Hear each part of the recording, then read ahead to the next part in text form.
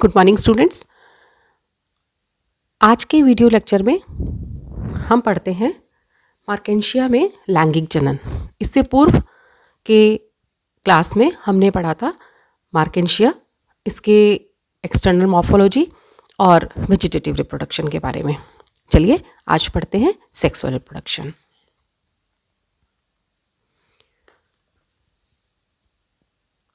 Marchantia में sexual reproduction किस प्रकार से होता है, आइए देखते हैं। प्लांट डायोशियस होता है, यानी कि एक लिंगाशयी होता है। इसमें जो सेक्स ऑर्गन्स हैं वो स्टाक्ड रिसेप्टिकल्स यानी कि सवृंत युग्मकधर पर उपस्थित होते हैं। इन स्टाक्ड रिसेप्टिकल्स को हम गैमीटोफोर्स कहते हैं। मेल सेक्स ऑर्गन्स अर्थात एंथ्रीडियम एक चक्रिक मुंडक शाखाओं पर कैपिटेट ब्रांचेस पर लगे हुए होते हैं, और फीमेल सेक्स ऑर्गन्स यानी कि आर्चिगोनियम या स्त्रीधानी जो है वो अम्ब्रेला शेप्ड स्ट्रक्चर पर उत्पन्न होती है, जिसे हम आर्चिगोनियोफोर कहते हैं। क्रमशः एंथ्रीडियोफोर्स एंड आर्चिगोनियोफोर्स। वास्तव में ये गैमीटोफोर्स जो हैं वेजिटेटिव थैलस की एक्सटेंशन होते हैं। गैमीटोफोर्स के बनने के पश्चात वेजिटेटिव ग्रोथ थैलस की रुक जाती है, पूर्णतया रुक जाती है। ये दोनों ही थैलस पर शीर्षस्थ स्थिति पर उत्पन्न होते हैं।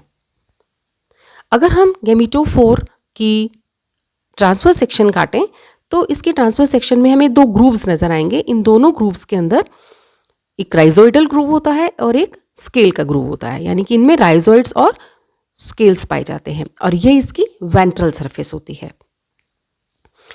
इसके अपोजिट थैलस के ही समान इसमें अपर पार्ट यानी कि डोर्सल सरफेस पे फोटोसिंथेटिक फिलामेंट्स और एयर पोर्स पाए जाते हैं, जिनके नीचे एयर चैम्बर्स होते हैं। तो इस प्रकार से जो गैमीटोफोर्स हैं वो एक विशेष प्रकार की ब्रांचिंग सिस्टम को प्रदर्शित करते हैं।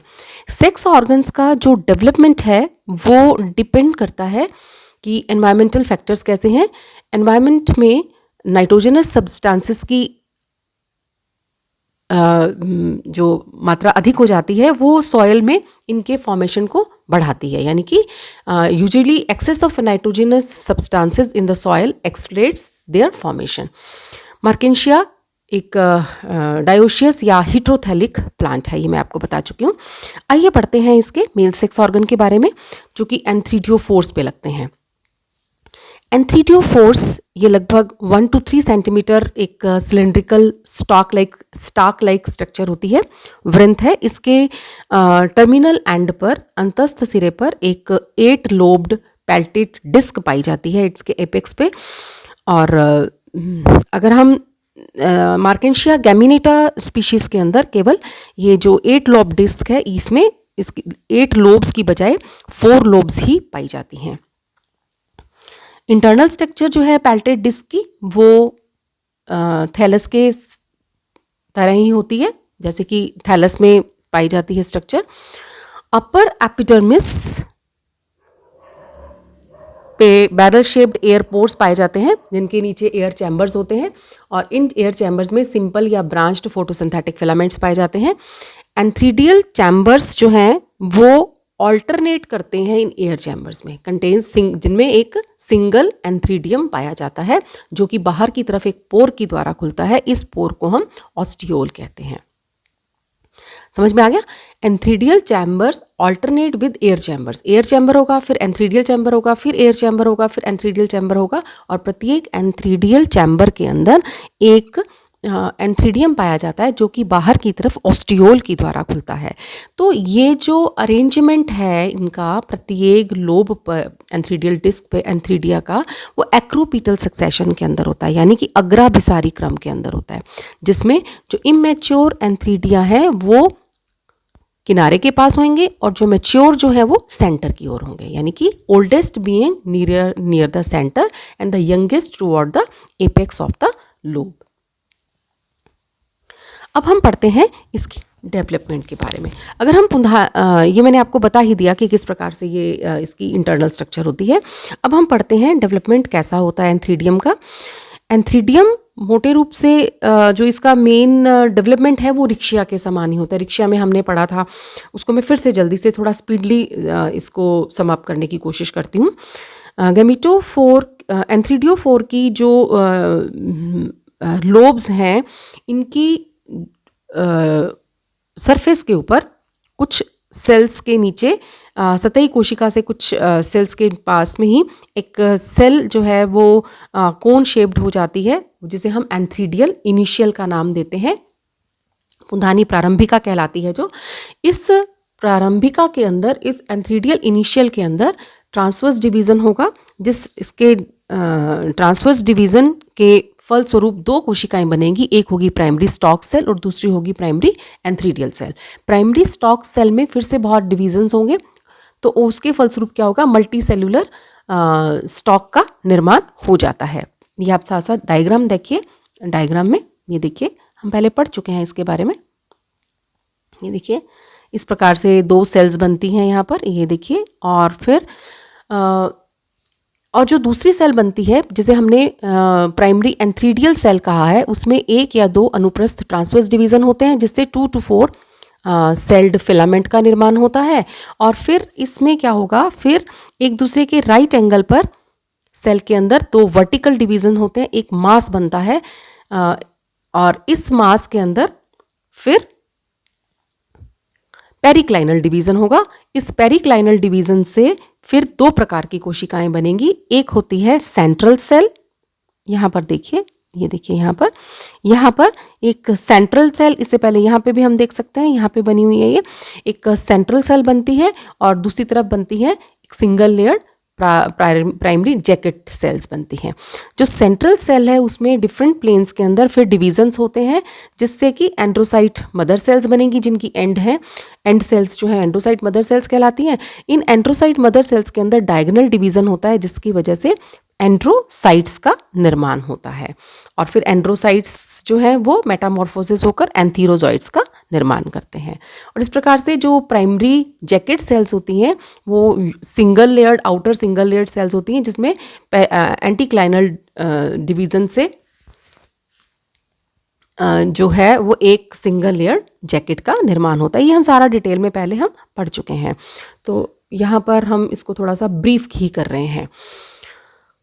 अब आगे आता है आर्चिगोनियोफोर। नाउ ये आर्चिगोनियोफोर, ये भी उसी प्रकार से एपिकल थैलस की एपिकल नोच से एंथ्रीडियोफोर जैसे एंथ्रीडियोफोर निकलता है, वैसे ही आर्चिगोनियोफोर भी निकलता है, या इसका भी वहाँ से ही प्रारंभ होता है। इसमें एक स्टॉक पाई जाती है और एक टर्मिनल डिस्क पाई जाती है।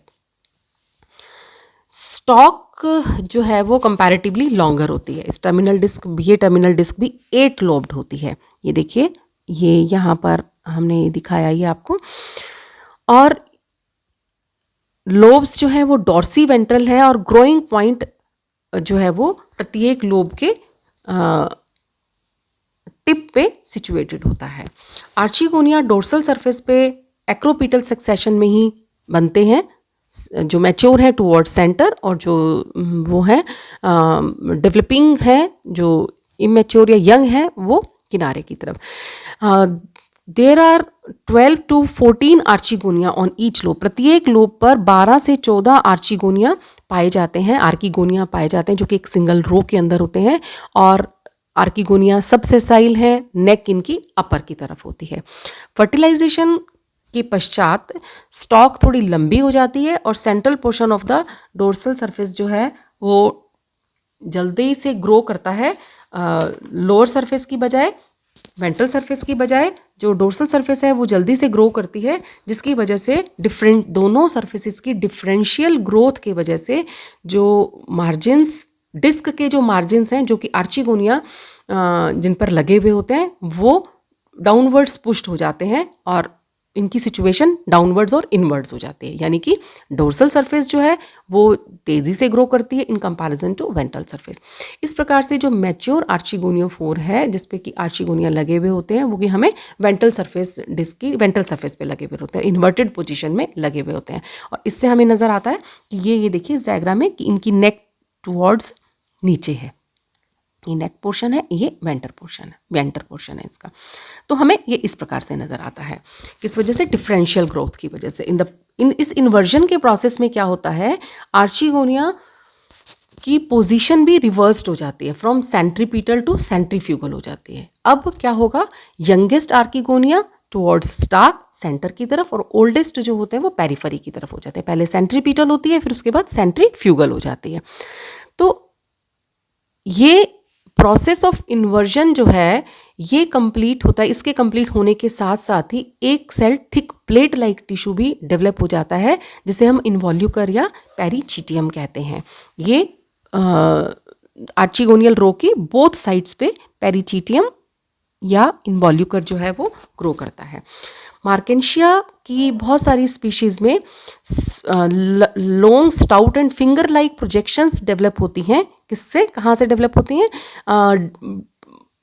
डिस्क के मार्जिन से, है ना, आर्चिगोनियम के ग्रुप्स के बीच में से निकलती हैं।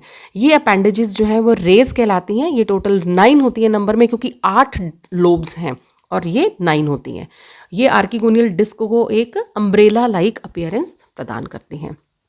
और इंटरनल स्ट्रक्चर मैच्योर पैल्टेड डिस्क की उसी प्रकार से होती है जिस प्रकार से हमने एंथ्रीडियोफोर के अंदर पढ़ा। नाउ हम इसका डेवलपमेंट पढ़ते हैं कि इसका डेवलपमेंट किस प्रकार से होता है। ये यहाँ पे मैं डायग्राम शो किया हुआ है और मैं आपको चार्ट से समझाती हूँ, तो आप इसके डायग्राम की तरफ ध्यान से सुनिए। उसी प्रकार से जो आर्चिगोनियल इनिशियल जो है वो सुपरफिशियल सेल से डायग्नोज होता है और इसके अंदर ट्रांसवर्स डिवीज़न होगा। ट्रांसवर्स डिवीज़न से क्या होगा, 2 सेल्स बनेंगी, एक होगी लोअर सेल, एक होगी अपर सेल। जो लोअर बेसल सेल है जिसे हम प्राइमरी स्टॉक सेल कहते हैं और दूसरी जो है अपर आउटर सेल जिसे हम प्राइमरी आर्चिगोनियल सेल कहते हैं। ये अपर लोअर बेसल सेल ये डिवाइड होकर जो आर्चिगोनियम का थैलस का बीच का धसा हुआ भाग बनाती हैं, जो एम्बेडेड पोर्शन है उसका। और जो अपर सेल है जिसे हमने प्राइमरी आर्चिगोनियल सेल कहा है, उसमें 3 इंटरसेक्टिंग डिवाइड, ये देखिए यहाँ पर 3 इंटरसेक्टिंग वर्टिकल डिवीजन्स होते हैं, जिसके फलस्वरूप एक सेंट्रल सेल बनेगी, ठीक है, और सेंट्रल एक्सियल सेल बनेगी और 3 पेरिफेरल स्टीराइल सेल्स बनेंगे, 1, 2 एंड 3 इसके पीछे है। तो इस प्रकार से ये यहाँ पर इनका 3 पेरिफेरल स्टीराइल सेल्स का निर्माण होता है। पहले हम सेंट्रल सेल के बारे में पढ़ते हैं। सेंट्रल एक्सियल सेल में ट्रांसवर्स डिवीजन होगा, जिसके फलस्वरूप 2 सेल्स बनेंगी, प्राइमरी कवर सेल और सेंट्रल सेल। यहाँ पर देखिए, ये देखिए यहाँ पर प्राइमरी कवर सेल और सेंट्रल सेल बनेगी। प्राइमरी कवर सेल में 2 वर्टिकल डिवीजन्स होते हैं, जिसके फलस्वरूप 4 कवर सेल्स बन जाते हैं। ये जगह यहाँ पे जो 3 वर्टिकल डिवीजन्स का, ये यहाँ पे इसका दूसरा एंगल दिखाया गया, क्लियरली दूसरा एंगल दिखाया गया। यहाँ पर प्राइमरी कवर सेल में 2 वर्टिकल डिवीजन से 4 कवर सेल्स बन गई। ये इधर इनका कार्य जो है वो ये संपन्न हुआ। यहाँ पर 4 लास्ट में 4 कवर सेल्स बन गई। और जो सेंट्रल सेल है उसमें फिर से ट्रांसवर्स डिवीजन होता है। इन सेंट्रल सेल में ट्रांसवर्स डिवीजन के फलस्वरूप 2 कोशिकाएं बनेंगी। एक बनेगी primary NCC, primary neck canal cell, और एक बनेगी vendor cell. Primary neck canal cell के अंदर ये देखिए यहाँ पर प्राइमरी नेक कैनाल सेल के अंदर फिर से ट्रांसवर्स डिवीजन होगा, जिससे 4 to 6 जो है primary 4 to 6 neck canal cells बन जाती हैं। यहाँ पर बन गया 4 to 6 एनसीसी, ठीक है। ये हो गया जो हमने इसके सेंट्रल सेल के डिवीजन से 2 सेल्स बनाई थी प्राइमरी नेक कैनाल सेल से, ultimately 4 to 6 neck canal cells बन जाती हैं। अब दूसरी सेल जो वेंटर सेल बनी थी, इसमें ट्रांसवर्स डिवीजन होगा, इसके फलस्वरूप 2 सेल्स बनेंगी। एक बनेगी ऊपर वाली वेंटर कैनाल सेल वीसीसी और नीचे वाली जो है वो एग सेल बन जाएगी। ये देखिए प्राइमरी वेंटर कैनाल सेल यहाँ पर ये जो इस तरह से बन गया। अब हम जाते हैं और दूसरी एग सेल बन जाती। अब हम जाते हैं जहाँ हमने फर्स्ट डिवीज़न किया था प्राइमरी आर्चिगोनियल सेल का, जिसमें 3 इंटरसेक्टिंग डिवीजन्स हुए थे, जिसके फलस्वरूप सेंट्रल एक्सियल सेल बनी थी, जिससे हमने एनसीसी और वीसीसी बना लिया और एग बना लिया। और दूसरी तरफ है 3 पेरिफेरल स्टीराइल सेल्स रह गई, क्योंकि 4 सेल्स बनी थी, ये वाली 1 2 3 है ना, ये रह गई। तो इन 3 पेरिफेरल स्टीराइल सेल्स के अंदर वर्टिकल डिवीजन होगा, जिसके फलस्वरूप 6, ये देखिए 1 2 3 4 5 6, ये 6 प्राइमरी जैकेट सेल्स बनती हैं। इन 6 प्राइमरी जैकेट सेल्स के अंदर ट्रांसवर्स डिवीजन हो जाएगा, जिसके फलस्वरूप 2 टायर्स ऑफ 6 सेल्स ईच, 2 सोपान बन जाते हैं, अपर एंड लोअर। ये देखिए यहाँ पर जो अपर वाला लोअर वाला टायर है, उन्हें हम वेंटर इनिशियल्स बोलते हैं, जो कि 1 सेल्ड थिक वेंटर जैकेट बनाता है, और जो 10 या इससे अधिक सेल्स का बना हुआ होता है। जो अपर टायर है, जिसे हमने नेक इनिशियल्स कहा है, ग्रीवा प्रारंभिकाएं कहा है, ये नेक के चारों ओर 6 रोज का एक जैकेट बनाते हैं, और प्रत्येक रो के अंदर 6 या इससे अधिक सेल्स होती हैं। तो इस प्रकार से ये आर्चिगोनियल इनिशियल से आर्चिगोनियम में एग का निर्माण होता है, जैकेट सेल का निर्माण होता है, और साथ ही साथ वेंटर इनिशियल्स बनते हैं, वेंटर की जैकेट बनती है, और नेक इनिशियल्स बनते हैं, और नेक की जैकेट का निर्माण होता है। तो हमने यहाँ पर इसके बारे में पढ़ा। यहाँ इस डायग्राम के अंदर आप देखिए, आपको किस प्रकार से इन्वर्जन होता है ये दिखाया गया है। यहाँ पर पहले इस डिस्क के ऊपर ये वेंटर पोर्शन है और ये नेक पोर्शन है। ये अब ये वाला पोर्शन, अपर पोर्शन ज़्यादा ग्रो करने लग गया, लोअर वाले पोर्शन में ग्रो नहीं हुआ, तो इस प्रकार से ये इन्वर्जन हो जाता है, और इस प्रकार से हमें आर्चिगोनियम जो है वो लटके हुए नज़र आते हैं, और नेक पोर्शन जो है इनका नीचे की तरफ नज़र आता है। नाउ फर्टिलाइजेशन का प्रोसेस भी है उसी प्रकार से, वाटर की रिक्वायरमेंट होती है। रिक्शिया में भी हमने देखा था कि किस प्रकार से जो एंथीरोजॉइड्स जो हैं वो रिलीज होते हैं वाटर करंट से स्विम करके, ये पहुंचते हैं आर्चिगोनियम के पास में। तो इस प्रकार से फर्टिलाइजेशन से पहले आर्चिगोनियम की जो एनसीसी है, ग्रीवानाल कोशिकाएं, और जो वेंटर सीसी है, वीसीसी है, ये दोनों डिसइंटीग्रेट होकर म्यूसिलेजिनस मास बनाती हैं, और ये वाटर को इम्बाइब करके, अंतः चूषण करके, ये एक अंदर एक प्रेशर क्रिएट होता है, जिसके कारण जो टॉप पे 4 कवर सेल्स लगी हुई हैं, ये एक दूसरे से पृथक हो जाती हैं, एक दूसरे से अलग हो जाती हैं, स्पेस बन जाता है, इस आर्चिगोनियम का गेट खुल जाता है, और कुछ म्यूसिलेज जो है ऊजेज आउट हो जाएगा, जिससे कि जिसके आकर्षण से पानी के अंदर एंथीरोजॉइड्स अट्रैक्ट होकर स्विम करके वहाँ पर पहुँच जाते हैं। इस प्रकार से बहुत सारे एंथीरोजॉइड्स एंटर कर जाते हैं नेक पोर्शन के अंदर, और केवल एक ही जो है वो एग से फ्यूज होकर डिप्लॉयड जाइगोट का निर्माण करता है। इस प्रकार से ये जो फर्टिलाइजेशन का प्रोसेस है, ये कीमोटैक्टिक होता है, जिसे हम हिंदी में रसायन अनुचलन क्रिया कहते हैं। तो नाउ स्पोरोफाइट किस प्रकार से बनता है? डिप्लॉयड जाइगोट, जो कि मेल और फीमेल गैमीट्स के फ्यूजन से बनता है, it is the mother cell of the sporophytic generation. ये मात्र कोशिका है अगली जनरेशन को बनाने के लिए। जाइगोट अपने चारों तरफ एक वॉल बना लेता है, फर्टिलाइजेशन के जस्ट बाद में ये साइज में इंक्रीज हो जाएगा और पूरी वेंटर कैविटी को ये भर लेगा। साइमल्टेनियसली क्या होगा, वेंटर वॉल भी स्टिमुलेटेड हो जाती है। ये एंटीक्लाइनली और पेरिक्लाइनली अपनतिक और परिणतिक विभाजनों के फलस्वरूप एक 2 लेयर्ड कैलिप्ट्रा का निर्माण करती है यंग स्पोरोफाइट की चारों तरफ। अब स्पोरोफाइट का डेवलपमेंट कैसे होता है? जाइगोट में वर्टिकल डिवीजन होगा, जिसके फलस्वरूप एपीबेसल सेल बनेगी और हाइपोबेसल सेल बनेगी।